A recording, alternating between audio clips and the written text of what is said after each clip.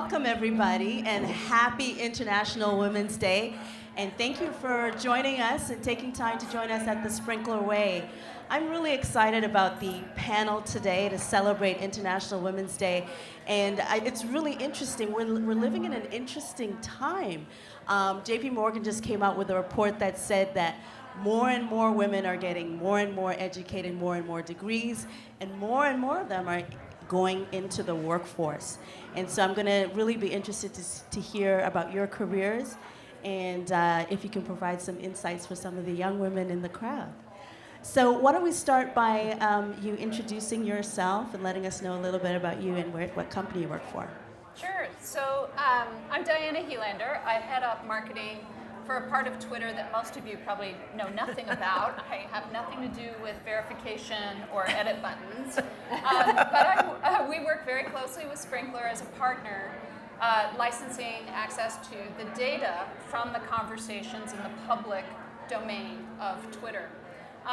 And so my career, I would say, in product marketing, which is really my background, has been primarily focused on the business side, so more B2B, less on B2C. So right now I feel like I'm in a little bit of a candy land on the consumer side of life, because I've never had a chance to work on those kinds of topics. So it's an exciting time for me personally in my career.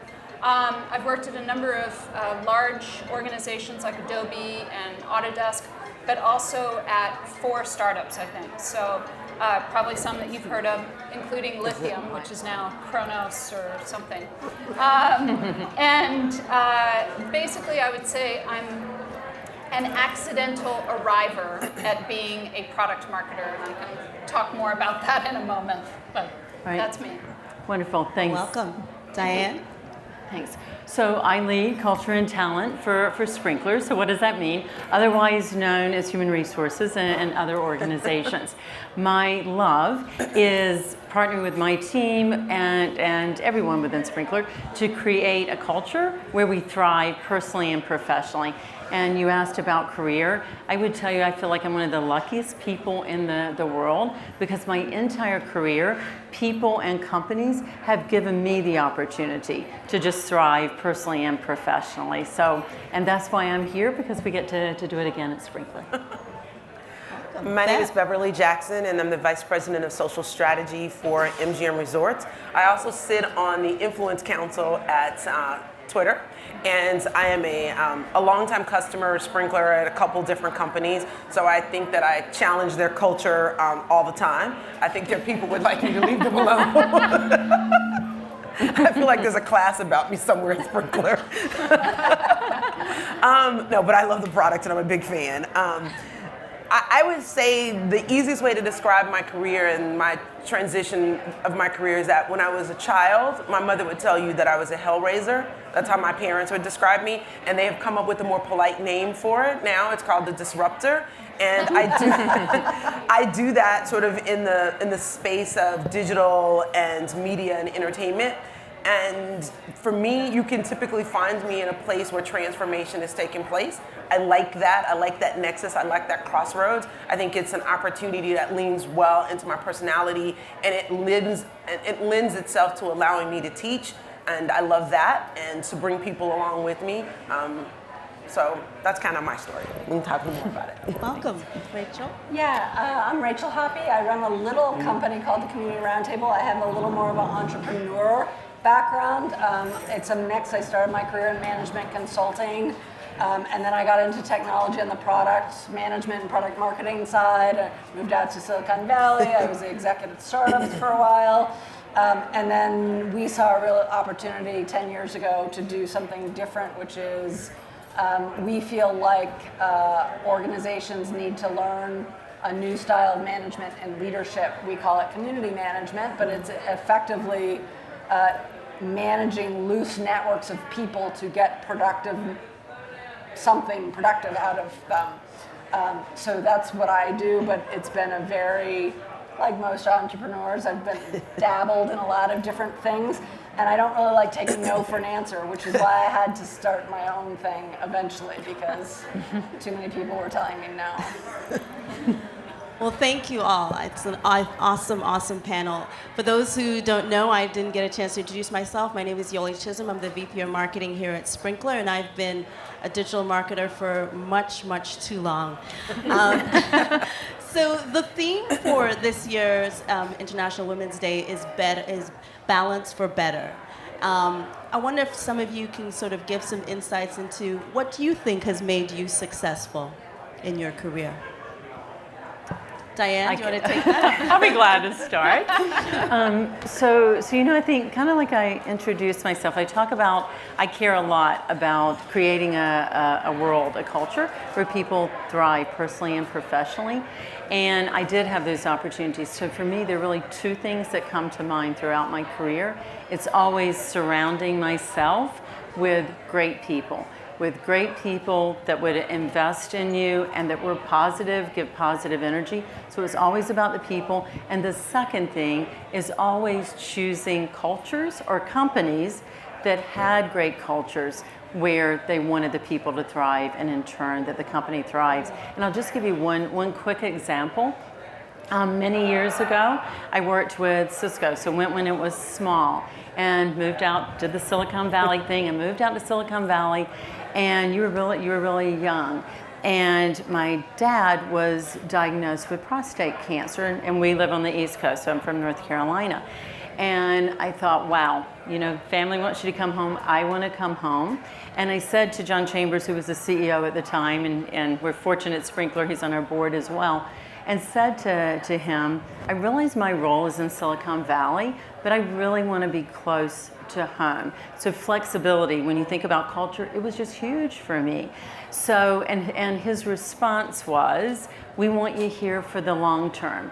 You know what, and obviously you're held accountable for results, but you can get the results from anywhere. So that many years ago, so he allowed me to move back home to North Carolina, and ever since that time, so I've always been in tech, I have lived from North Carolina and been able to commute. Like even now at Sprinklr, right?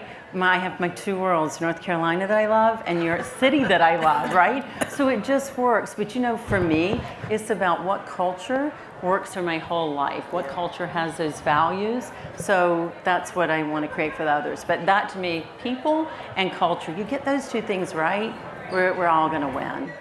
It's an amazing story. So I think for me, I learned this lesson about balance the hard way, and it's been a long road. I'd love to tell you some amazing story about like how I just came out very zen and I was like namaste every day, and life was good.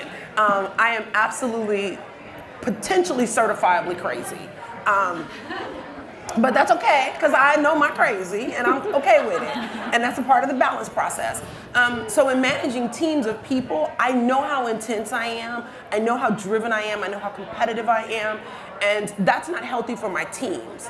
And so I've sort of, over the course of my career, especially from like Hollywood to Silicon Valley to now Las Vegas, to being in an environment where I say to those who work with me and around me and for me and alongside me, I say to those people three things.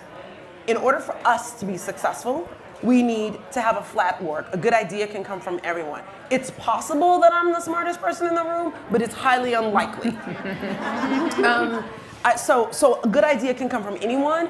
And when you can create an environment or a culture, even if it's in your team and it's not in your company's culture, because this is the biggest company I worked for in a little bit. It's like 85,000 people. But in that environment, everybody on the team needs to be able to come with a good idea and run with it. I would say the other one is that to be successful on the team and for the team to be successful, you need to be intellectually curious. You cannot sit in the corner and chicken nod your head to something and not have any idea what we're talking about. You have to open your mouth and say something.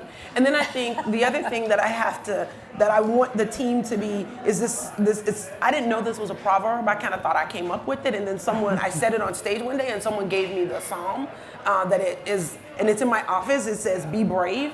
So that fearlessness, like you cannot find balance, happiness, success, peace, joy, love, or any of the things that you are choosing if you are afraid to pursue it. And so that culture of being intellectually curious, being brave enough or fearless enough to pursue it, or at least ask the question.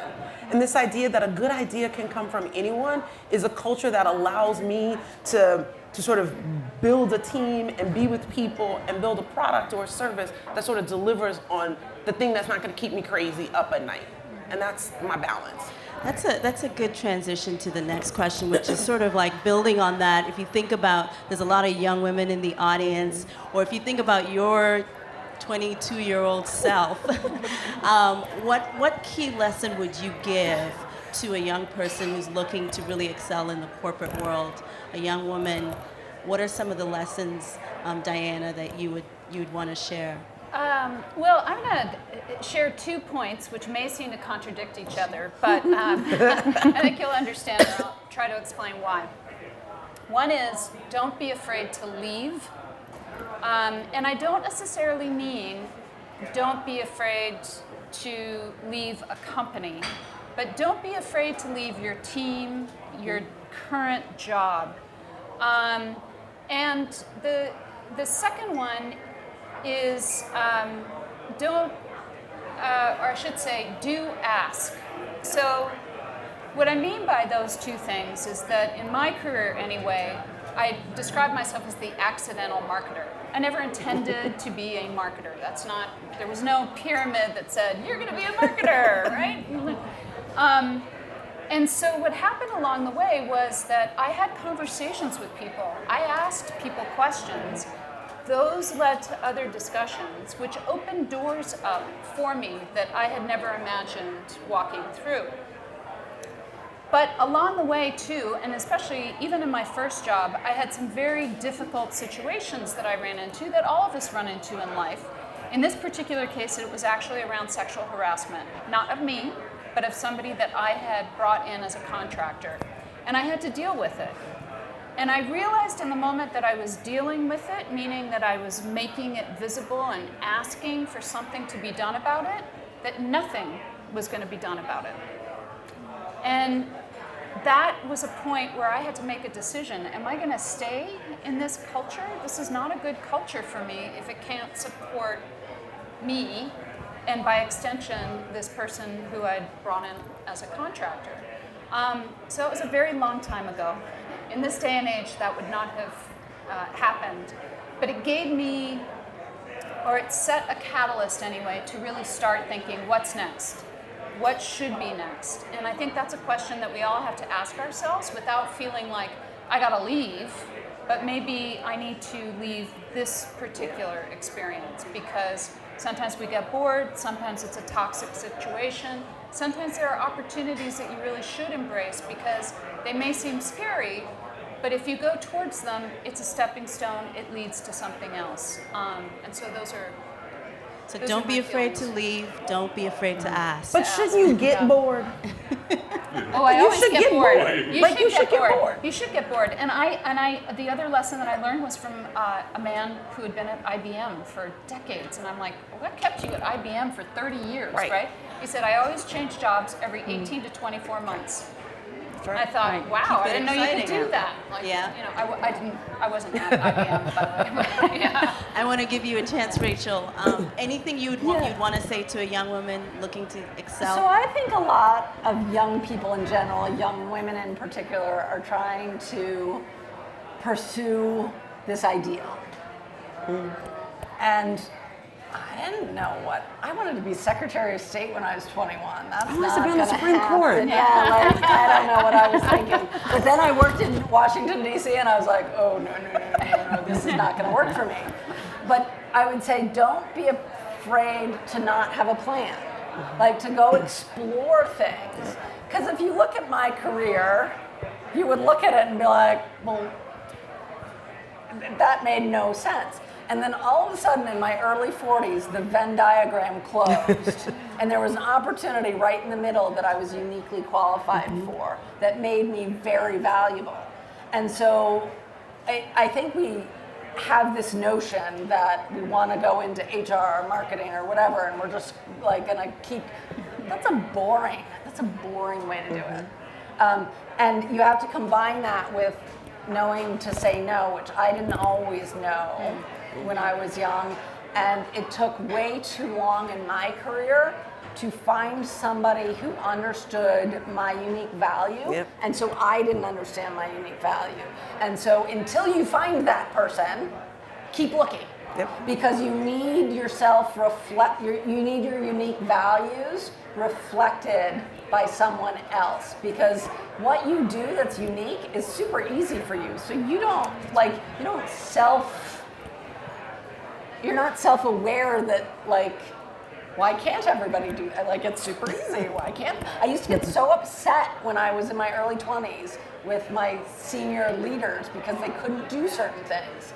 And I'd get a slap on the wrist in my professional development because I was too obnoxious. Like, stop telling them stop being frustrated with them.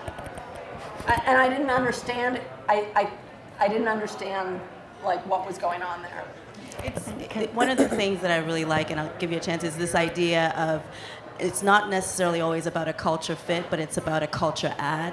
Like, what are you adding to the equation? So I love that you talked about having that unique value. Did you want to add something? I was just going to say, Rachel, I love the fact that you said you don't have to map out the career, because when you talk about the advice, and you and I were having this conversation right before we started, because the natural thing is to think the career pathing, and to think of it as up. For me, I do live very intentionally. My girls are watching this and they're probably rolling their eyes right now because I'm obsessive about living intentionally, but never about career, never about any role along the way. It was like every year, so I do have my goals every year, and my goals are around physical, spiritual, intellectual, and emotional. And they change depending on what's going on in your life, like you said. So it's always around values and what's important at that time of life, but never around the career path. It's kind of what you said. When my 22-year-old self was a year from being married at 23. And I thought I was married to this amazing man who was super smart, had an amazing future ahead of him. And I thought I was going to be a housewife, living in a big house someplace, and that was going to be my thing. And a part of my life was that thing. But when I was 16, I thought I was going to be a mom to 6 boys. That's crazy. I don't really know what I was thinking. And you had one in your Then I had a drink, and I was like, But then I never knew. My 22-year-old self didn't know that I was going to meet Andrew Darrow. My 22-year-old self didn't know that I was going to meet Larry Vinson. My 22-year-old self didn't know that I was going to meet Lily Tomovich. My 22-year-old self didn't know that I was going to meet Kate Wick. My 22-year-old self didn't know that I was going to meet Evan Green. My 22-year-old self didn't know the people who would come along, who would see that my special brand of crazy was good for them. And so I think to my team, because I see things in them that they don't yet see in themselves, and I push them, and I know I frustrate them and drive them crazy, but they didn't know they were going to meet me. And so you don't know who's in your future, and you don't know who's on your path. And that person's going to see something in you, if even for a moment in time, or a year, or 18 months, or God forbid, 22 years at IBM, they're going to see something in you that grooms you and develops you and presents you in a way that you couldn't have anticipated. And I bet the people on your team, you have totally opened their minds in terms of what they can do now, just by being on your team. So. I bet so. And it's interesting because it's kind of reflected in what we're seeing. We've seen recently so many women going into politics from a variety of backgrounds. What do you guys think is driving the momentum of just like women into the workplace in a variety of ways? Oh, I feel like we're finally having certain conversations that we didn't allow ourselves before. And I think that's one of the most interesting things for me as a business marketer, being in a very consumer-driven and culture-driven company. Even just this morning, I was over at the Twitter house, which all of you are welcome to come by. If you've got a pass, please do. And we are celebrating International Women's Day, and Lupita Nyong'o was talking at a brunch for International Women's Day, and she was talking about something as basic as, did everybody see the Oscar winner about women having their periods in India, right? I think it's Period End of Sentence is the name of the movie. And those conversations are conversations that we haven't ever really had publicly. So it's fascinating to be in the middle, I think, as an observer, but still, of those conversations on a platform that allows that kind of public dialogue and encourages communities of culture to have much more impactful conversations. So, that's one of the things that really appeals to me. Personally, I feel, and I was saying this to you before we came in here, that this is a point in time for my life anyway, where my business, my personal, my activist self come together. And that's a unique situation. I think it's something that I feel is very special, almost like a golden moment. I do think there's something related to social media in this too, which is what I've observed is it was so easy to ignore problems before because they seemed isolated. And now all of a sudden you can't fix what you can't see. And all of a sudden you can see all the issues and you're like, oh no, we need to do something about this. So I think it certainly in my generation, I guess I'm a Gen Xer roughly, everything seemed fine for a while. Well, we told y'all it was fine. Everybody everybody gets a trophy. It seemed okay, and our initial forays into the work world, we didn't see the issues. And then all of a sudden we started getting more senior, and then social media hit, and we're like, oh, hold on a second. We're real. And so I think that's part of the driver for a lot of people getting into politics is not so much, I mean, they're allowed to, but they're also seeing, oh, this problem hasn't gotten fixed, and it's really a really critical problem to fix. Well, and discovering your voice, right? Yeah. I mean, as a member of the LGBTQ community, I feel like when I see conversations in social, I'm like, wow, we're having this. Yeah, We're really Saying talking it. about these things now, So I agree. But it's interesting because I'm not a Gen X or I'm a baby boomer. I play a millennial on television. And so for me, I think that it's a promise fulfilled. So what we're seeing is a promise fulfilled. So I remember growing up and seeing the old films about like the Equal Rights Amendment and how it failed, how it just like imploded, and the stupidity with which it came apart, and how women were used against each other to disassemble it. And I think to myself that this generation of millennials and Gen X's, Gen Zs, they're not having it. They are not having it. And so they are the ones behind the curtains pushing their moms and their aunties and their grandmas. We're just talking about the Parkland survivors. Yep, they are not having it. The way they're using their voices Not is having amazing. it. They're not having it. I They're like, can't no. imagine young women, some of who are sitting in this audience right now, giving into the things that we sort of Just accepted. generationally have accepted, to just like what kind of wash over us. And I thought about something you said about like sexual harassment, and I thought about some of the things that I've experienced in my career. I think about some of the young women on my team. I can't imagine them going along with that. I can't. And I wouldn't want them to for 37 seconds. Yeah. I wouldn't want them to. Everything they've learned, my disruption in their life should be about them knowing that anything and everything is possible and that there's a plan that will get them there. It better be. Yeah. Thank goodness for progress. You talk about, Bev, you talk about your brand of crazy. I wonder, I wonder. Don't judge me. I wonder if there's some traits that any of you have observed in women that you believe adds to making them be able to be successful in the corporate world. Kevin O'Leary from Shark Tank is one of those gentlemen who says, he really enjoys investing in women in businesses that are run by women because they tend to be quite successful and a lot more sort of realistic about how the business is doing. I wonder if there are any traits that you've noticed in women that you think tend to make them successful in the corporate world. I can jump in and start. So, just there are a number, but there are a few that come to mind. I think the first one, and I just think of as do you, like showing up authentically and believing in yourself. Like for myself, and when I look at other women and anyone, right? When you show up genuine and share your opinion, right? Talk about peace of mind that you have. Like they never carry anything with them. They're there, they're authentic. The other day at Sprinklr, it was kind of funny. We have this on the leadership team. So it's, that we can disagree and commit.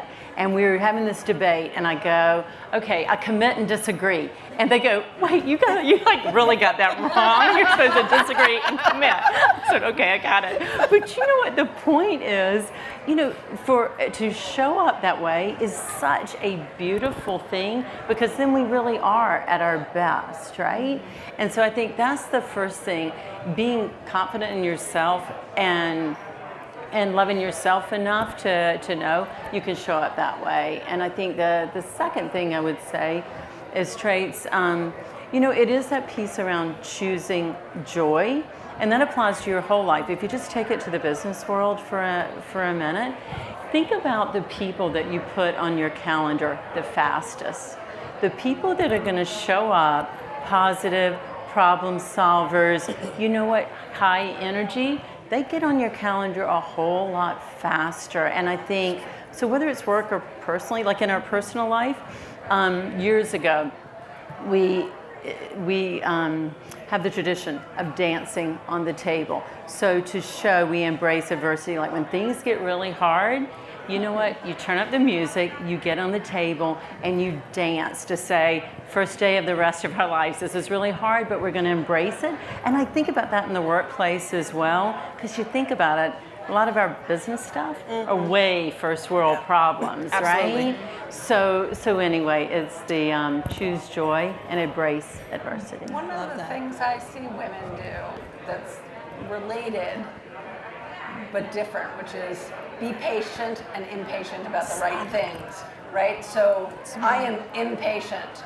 to solve the world's work and the transactional, awful, power, manipulative, whatever. I am impatient to solve that problem, but I am very patient about getting there. I will bide my time, but I will win. So you can't go through your days being that impatient, because you have to choose joy every day, because otherwise you will not last to solve the real problem that you're impatient to solve. But I see the reverse happening a lot. People get really frustrated in the day-to-day, which is their first world problems. You're like, okay, somebody blew off a meeting. Who cares? Whatever, get over it. And they don't have their own personal purpose of what I'm going to be impatient about long term. What is driving me? What's the problem I want to fix in the world? So, it's interesting because I talk about my special brand of crazy because there was a moment, a very focused, intentional moment when it clicked for me who I am. And so once I knew, I locked onto her and I've never let her go. And it was a whole process for getting there. But when I figured out who she was, I always bring to everything my authentic self. If you don't want her, don't invite her. Because she coming. I can't leave her at home. You don't know how, do you? I don't know how to leave her at home. And I don't do, so there are a couple things. I have a horribly sensitive BS meter. I don't like it, don't bring it to me, will have none of it. So don't come in my office with a whine. So I have an open door policy and I try to close my door and get stuff done, but don't come in my office with a whine. Cause I'm gonna give you some cheese. Do not. And so you can confess your frustration with it, but you better have a plan. And that's how I live my life. And I just focus on the things that matter. That thing doesn't really matter. And why are we gonna give that person who we don't like, who we think is incompetent, who's not focused, who's unintentional, who's going nowhere, and we won't even remember their name 5 years from now, why are we giving them all of our energy? Right. How do we work around them without flattening them? Yeah. And just go do your thing, do you, Right, and get do out of you. the way. So to me, I know it's crazy. I don't know how to sit in a meeting and be quiet. If I feel like I have something to add, That doesn't mean I don't have good behavior. She does occasionally. I was raised by a Southern Baptist mama. I got good behavior. I wipe my shoes off at the door, and I eat with the right fork. But I guess it is that if I'm in a meeting and we're trying to solve a problem and I'm not talking, you should be very concerned. Very, very concerned. So folks know your brand. So I'm going to switch gears a little bit. We've been talking about D&I, diversity and inclusion, for a while, and it feels like there is now sort of some momentum. I wonder, Diane, I've seen on your Twitter feed there's some interesting things that you've been doing at Twitter. Can you just talk a little bit about what you think are some of the initiatives that work as far as D&I or inclusiveness is concerned? Yeah, I mean, I have to say, I was blown away in my orientation at Twitter. So I'll talk. We have a fantastic head of D&I. Her name is Candy Castleberry, and I encourage all of you to follow her on Twitter. But day one, new hire orientation, this is something that a lot of companies do for new employees. The first topic after introductions, and the room was fairly full, it was full of a lot of people from all over the world, so this wasn't just a US only audience. Topic number one was diversity and inclusion and intersectionality. And I thought, this is how we're kicking off orientation? Like normally it's, you open your laptop and you get your email set up and we have these legal regulations, right? Incredible. So for me, that reflects my values. It was a really nice reinforcement, but I think it also causes everybody, especially managers coming into an organization, to stop and think, wow, this is important. I gotta pay attention, right? One of the things that I've seen work really well is emphasis on thinking through how to make sure that your team is open, because I think it's a human nature to pick people like you, whether that's a personality match or some other attribute. And secondly, to really make sure that you're repeating and showing people the way to get there, because it's not easy, and unconscious bias and all those other things. We have to think through these things carefully. And I actually got asked in my interview, how are you going to build a diverse team?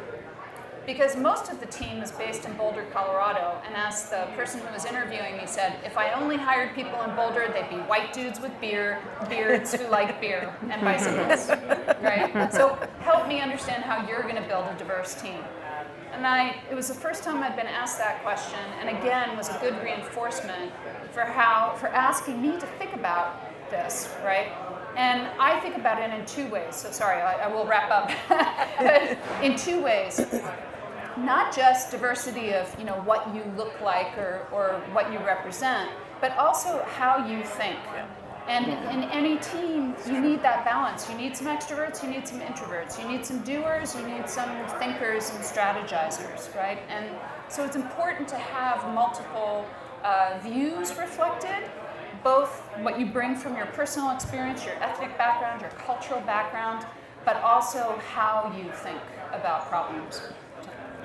Any of the women, any organizations or companies that you think really do well as far as D&I, or you can even describe what you're doing in your own organizations?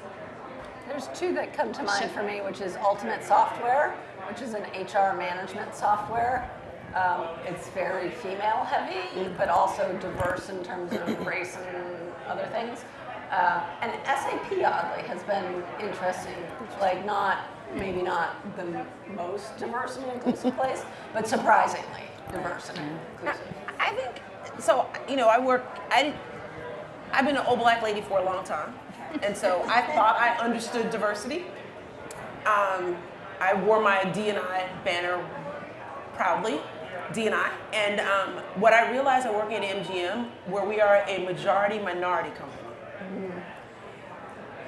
it opened my eyes to just sort of what it means to work collaboratively together when people come from different backgrounds in a small town, in a singular industry.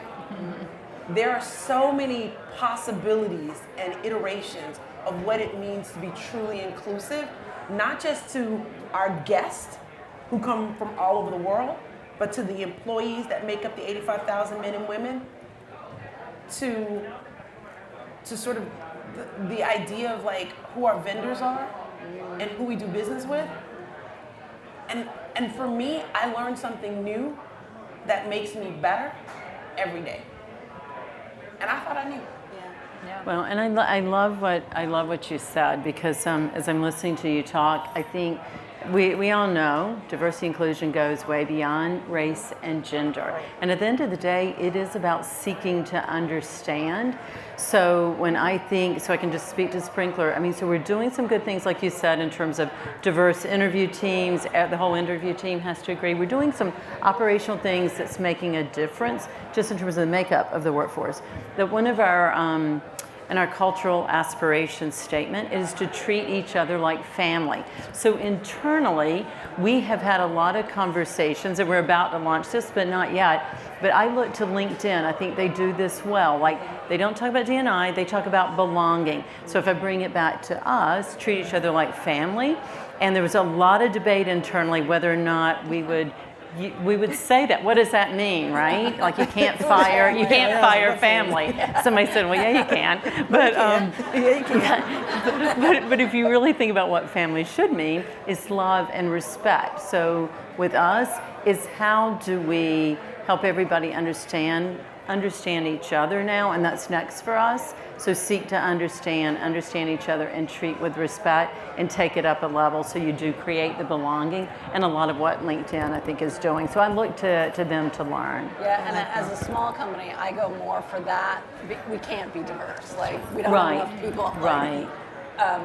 But I look to ensure that everybody on my team feels comfortable and safe and respected. Because that's ultimately what brings them to the table with a different perspective. That's what gets them to talk, is they feel safe And respect. comfortable, respected. Absolutely. So I'm going to ask one more question, then I'll open it up for the audience. So think about some of your questions. So to bring it back to the International Women's Day theme, when you think about balance, I know personally that's something that I've always struggled with. As you rise up the ranks and achieve more, and also have more responsibilities, what are some of the things that you do, life hacks, self-care, to help with balance, taking care of yourself? Maybe some of your own quick tips. Well, so I'll start, because I don't like being told I can't do everything. Like, I just don't. I don't like being told what to do. Fortunately, my daughter now has that trait, and I hate it. But that's okay. But it's actually one of the things that led me to start my own company, because I was looking at who would hire me, and I'd been a consultant, and I'd been an industry analyst before, and those were the two predominant types of work, and I knew what that life was like. I knew what consulting, you're on the road every week. Yeah. As an analyst, I was just a little bored observing rather than doing, and I was like, I don't want that either. And I was like, I refuse to believe that I can't do interesting work for 40 hours a week. Like, I don't understand why I have to take less interesting work if I only want to work 40 hours a week. And I need the flexibility you spoke of before, which I didn't have in some of those environments. And I'm like, I think that's what everybody wants. And so why can't we create and we have. And so we have space for all those other things that everybody has different other things that they need to take care of. But and I don't think our business, we're we have like 6 people on our team. We're super productive. We're well known around the world. With 6 people, we're very productive, but we don't work more than 40 hours a week. And so I'm like, I don't know what these other crazy companies are doing, but that's how I balance. I started a company. So you can kind of design your work, design. Bev, any thoughts? I can't design my work. I also do crisis comms, social crisis comms for our organization. So imagine what that looks like. And we didn't have it before we brought Sprinklr on board and before I started. So people didn't used to know what to do. Now they know what to do, and so now they're like, call Beverly, whoa! And so I have 3 things that are completely ridiculous, but take them for what they are. The first thing is I like a good manicure and pedicure. And I have found a lady that comes to my house. So in Vegas, anything is mobile. So there's a lady that comes to my house, and every Sunday morning at 11 o'clock, sometimes I talk to Christina Weir and drink my coffee, and I get my manicure and pedicure. The other thing that I've done is I bought an air fryer because we have 400 plus restaurants, and so things that I don't want to do during my day that are disruptive, I move to dinner. So I tend to have a lot of dinners after work, and so when I'm not having a dinner at work, I want to be able to eat food quickly that I like, and so I bought an air fryer. Whatever they said about an Instapot, it's all about the air fryer. And then the third thing that I do is I plan an adventure once a year with my husband. And sometimes it gets interrupted, but I plan an adventure with him once a year. And we don't know what it is, we don't know where it's gonna be, and it doesn't have to be anything exotic. It can literally be like you go to Napa for a long weekend. It's something that gives me an opportunity to just be who I like. I like that. Love Diane? it. So I told you I was obsessive about being intentional. I got that from my mother. So I would tell you my mother was way ahead of her time. So growing up, she was all about take care of yourself first so you can be there for everybody else. So, I told you intentional, intellectually, emotionally, but the spiritually and the physically. So for me, is having those few minutes of time a day, spiritually and physically, being able to work out. Like if I can get those 2 things in, and then the other thing that I've added this year, I was walking with Fazia this morning on my team, I have added like once a month. So I thought, the heck with a year, I'm gonna add like once a month, even if it's a long weekend, to just do something fun, right? And, but it's really each day. And I recently did it was a presentation, it was a Fortune 50 company, and all the high potential women, and this blew me away, because I was asking how many of them took care of themselves, like physically, right? And I bet there were no more than 20 of the 500 women in that room that raised their hand. We literally stopped the session, and I said, so you 20 stand up, because you need to share with the other 480.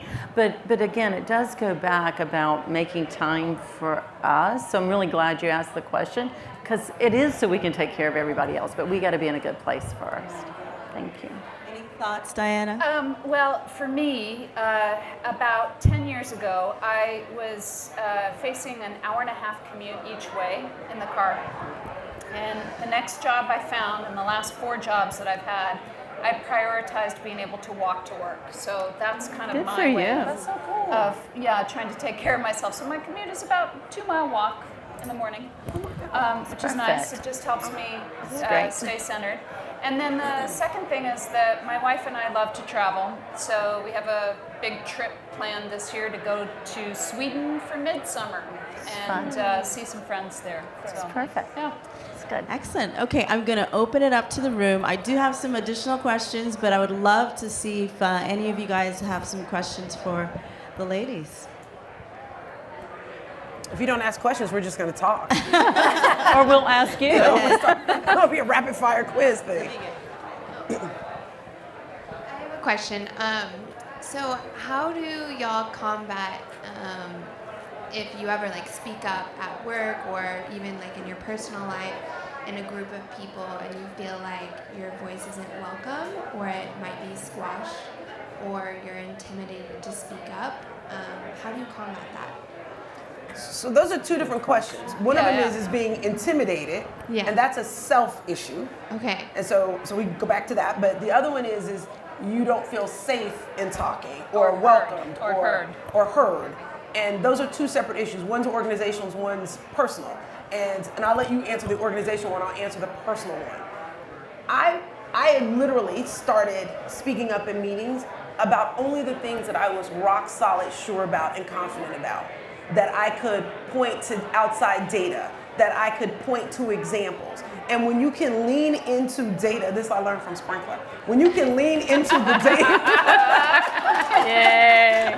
Little shout out. when you can lean into the data and you can support it with objective evidence, people have to listen because they're not dismissing you, and then you become the trusted voice of the source of data.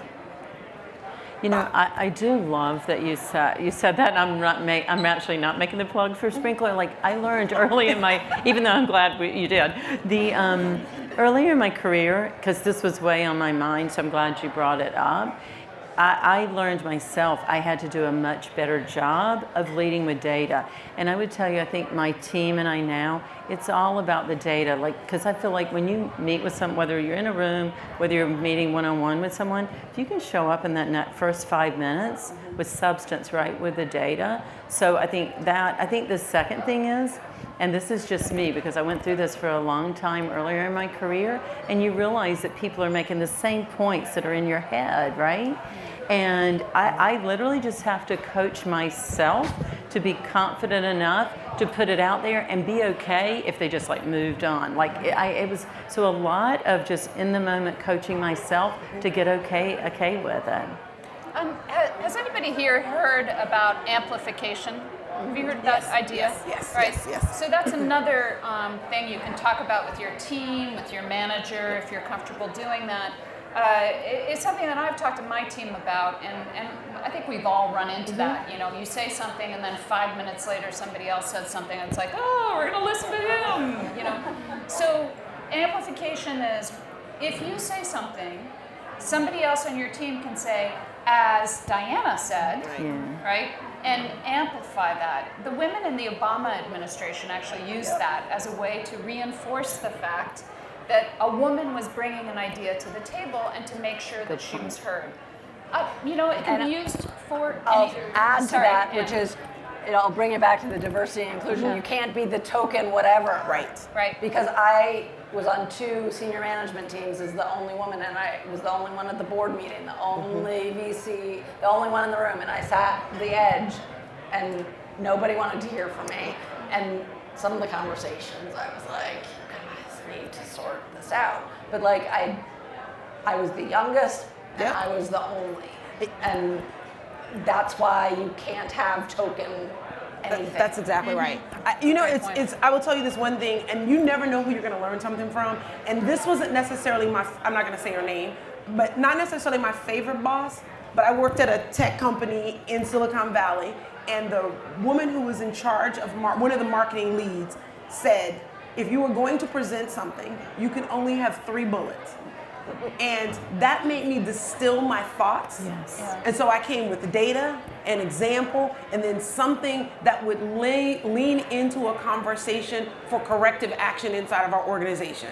And that would help me. And and then once I got to those 3 points, I shut up. I know you don't find it possible to believe, but I did. But to that point, preparation, to your point, simplifying is hard because that means, simplification and being more impactful, but trying to take 5 minutes before meetings, knowing what the outcome is, what are the key points? So you preparing more till you get more comfortable and it becomes more natural, right? Any other questions? This one right there. It kind of goes in line with what you guys were just talking about, but I wanted to just hear, what are your tactics or just tips and tricks that you guys do if you're unfortunately being mansplained or kind of left out of the boys club or anything like that? Not that does not happen at Sprinklr, don't worry. I always play to win on that one. You don't want this. I will keep having a polite conversation and keep until they give up. Yep. You literally, you don't want this because I might not win today, but I'm like you. I'm gonna win. And like what you might be is smarter than me. What you won't do is out hustle me. You won't do that. I bet you on that one. And so, and I'm not unreasonable about it, but I literally will sit in it and just keep I will follow something. My husband's like a data nerd. He's like a finance guy, kind of a data nerd. And so he sits on stocks and he'll just watch them and watch them and watch them. I'm like, dude, alrighty, just buy it or don't buy it. Like, stop asking me about it. And I learned that little trick from him, and I just like sit on it. I just keep coming back to it. Oh, did we ever fix that? Come back again. It's the patience for the long game. Play the long game. And I think in addition to what you said, I often use humor. Like if you just want to put it on the table and you're in the middle of the meeting, and then I crack myself up. Actually, I don't know if it does for them, but if you just like, something is like said or whatever, so using humor is huge. The second thing that I have learned is really embracing the team. Like I try to be thoughtful.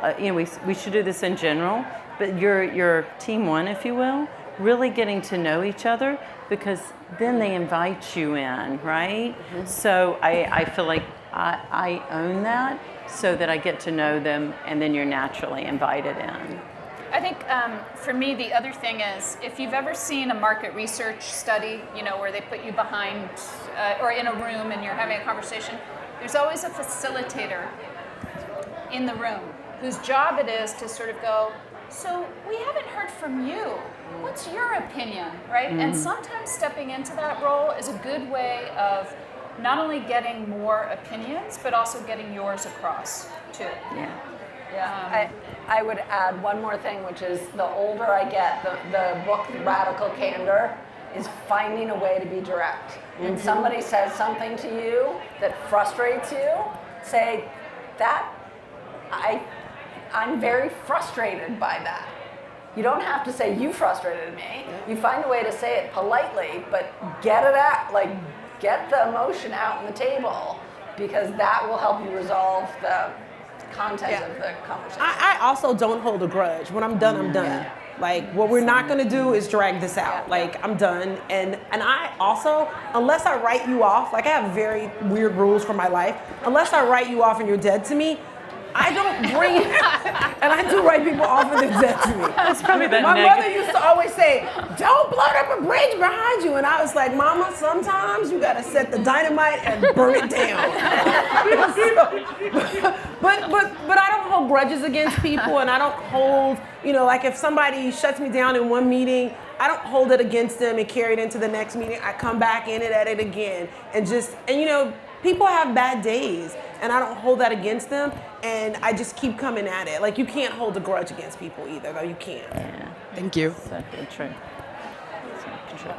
I will add a little bit to that. I found early in my career, to the point of being intimidated sometimes, sometimes you just lead with your work. Like, let the work speak for itself. Because what I learned about the boys club is that they want to win. And if you are the kind of employee that's doing excellent work, then they want you on the team. So sometimes if you haven't built that credibility yet, lead with your work. Let your work speak for itself. Any other questions?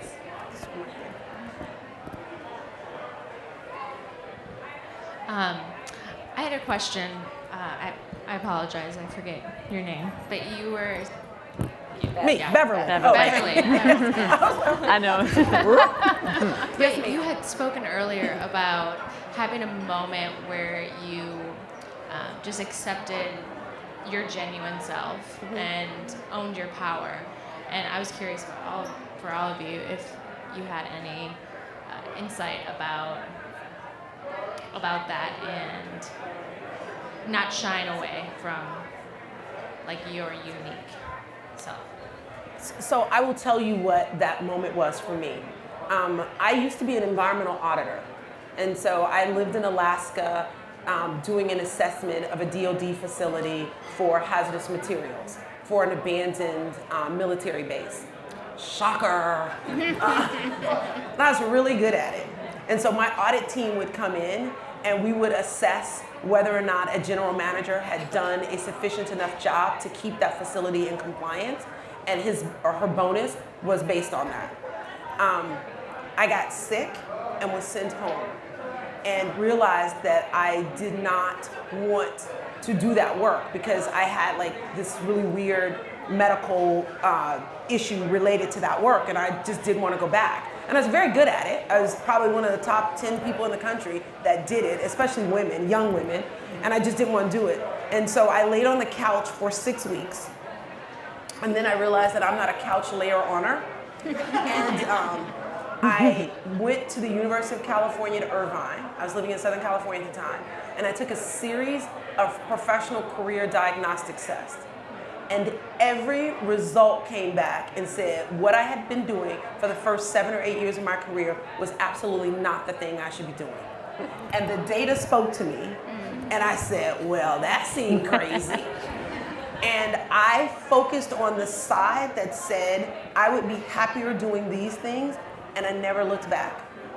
Absolutely never looked back. And every one of you know how you tie on some jeans and you've had way too much cheesecake or peanut brittle or butter pecan ice cream and they're just a little tight because there's not enough Lycra in them? Everything after that felt right. Everything. Even if it wasn't perfect, it felt right because it tended to lean towards my most authentic self. And that didn't mean I didn't do the thing, like you said, about leaving. I was the head of social and partnership marketing at the Grammys. It was the best gig on the planet. But I left because it was way too comfortable. It started, you know how like the pants get, like if you wear them too long, they get saggy in the butt. They're not quite smushy enough. And just left because it wasn't then leaning into my authentic self. And I went looking for that next challenge. Yep. And learn something. Yeah. Any other aha moments? Well, mine is related to what I said earlier about finding other people. It took other people to see me before I could see myself, because I was brought up to be a people pleaser, and so I got married to the wrong guy. I took jobs that were wrong for me until I had a couple female bosses actually who they could see me, and I could never see myself, and nobody else had ever seen me. And so that's why I say leave until you find somebody, if that's your hang up, because you need that perspective to see yourself. And it's like you said, afterwards everything becomes glitter bombs go off and unicorns fly through and life becomes easier. But I do want to come back to something that Beverly just said, and that idea of trying to figure out in a structured way through vocational testing or other stuff has been so helpful to me at various points in my career to inspire me to think about different things. And I think even if you don't act on it, to be inspired to think differently about yourself or the possibilities is really important. It's almost like reading fiction where you're like transported into a different world. That's right, for that's a what moment, good fiction right? should do. Right. Yeah. It's so interesting because you'll like this. I am a ENFP, so I took Myers-Briggs test. I'm an ENFP, so that's an extroverted, feeling, intuitive perceiver. I am 5% of the population. Right. When I knew that, and I talk about the special brand of crazy, that's literally what it is. Yeah. That's literally, like, I'm not going to fit into 95% of the places I find myself. So I am on a quest to find relationships with the 5% of the people in the world who will get me. I'm in a quest to find, I got lucky really early on and found the one man that might be okay with me, and into organizations that get me. That's right. And to that point, I was so Myers-Briggs to help understand how you're wired. And the other thing I'd recommend that, as you know, we have every person in Sprinklr completing is a Strengths Finder assessment, and some of you may be, and it gives you your top 5 strengths. But the whole premise, and you're saying it, is play to your strengths. Be really clear what you're great at and what you're passionate around, and know how you're wired, and that's where you want to focus. And then it all comes together. If you haven't taken that, it's so worthwhile. I could give you story after story where people took it to their children. My daughter, actually in college, they give it to them. They have to take it as an or their first semester, so they don't waste 4 years. And I thought that was the coolest thing. I didn't even know that before she went to that school. I wish somebody. But it turns out that my husband is the exact opposite of me. I'm an extrovert. He's an introvert. I'm a perceiver. He's a thinker. I'm intuitive. He's judgment. We're the exact opposite. But that's why we work. And if we had only just do it. I'm an ENFP too. Ah, see. There you go.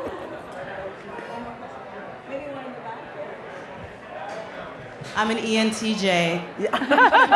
There you go. I'm in the other 5% with you. Gotta know how you're wired. My question would be, how do you guys get past the trepidation or the worry that something wouldn't work out? Like, I hear a lot about risking it all and going full-fledged for something. How do you get past that wall of like, well, maybe this isn't going to work out, or I'm comfortable where I am right now? So I think there's a degree of risking everything. And you kind of, in my experience anyway, I've built towards that. So I'll tell you a story. I was on my 3rd or 4th job at Adobe. And I was at a conference and talking to somebody that I worked with, but who was on a completely different team and in an office across the country. And we fell into a conversation that was related to the product that I was working on, and she suddenly stopped and said, "I'd like you to come work for me." And I kind of looked at her, I'm like, "What are you talking about?" She said, "I think you'd be really good working on my team on business development," which was not something that I was doing at the time. And it was enough to plant the seed for me to start thinking, imagining myself in that position. Those things aren't always going to happen, but I think it's partly you have to start thinking in a direction and then get there, as opposed to overnight, things are magically going to change. Sometimes that happens, sometimes that's not such a great thing. But it's planting those seeds and looking around you, seeing what other people are doing and talking to them. Again, going back to what I said earlier, asking those questions like, why do you like what you do? What is it that you're doing that gets you really excited?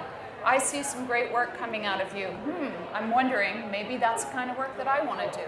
So I would encourage you to think about them as a series of steps as opposed to one gigantic leap, because that doesn't always work for people, although others might have different opinions there. My only other thought about that is that implicit in your question is the idea that not failing is some sort of a guarantee. And I would suggest to you that failure, you should plan for it, you should anticipate it. And it's kind of that thing where I went snowboarding for the first time and I was not 20 when I did it. And I was absolutely rigid the entire time because I'm goofy footed and I just knew that I was gonna break something that I needed. And my friend said to me, and this really handsome ski instructor said to me, "Just fall." And I was like, "No!" And he said, "Just fall." And then I fell and I got up and I fell and I got up and I kept falling and getting up until I could at least get down the bottom of the hill where the whiskey was. But no one has a path to anything that is viewed as achievable or something that someone wants without some failure. The path to greatness is paved with your failures along the way. So you should be planning for your failures. And that's that idea about being intellectually curious and being opening and receptive to what is in the universe. It is really weird speaking to you and not having any idea what you look like. It really is. I have no idea. I think I see some glasses on the top. Yeah. I don't know what that is. Right. It's like trying to establish eye contact and be respectful. We can't no idea see what well you look here. like. I think that's a great note to end on. The path to greatness is filled with failures, but you're heading towards greatness. Please join me in thanking this amazing panel. I think there have been tons of insight. Thank you. Thank you.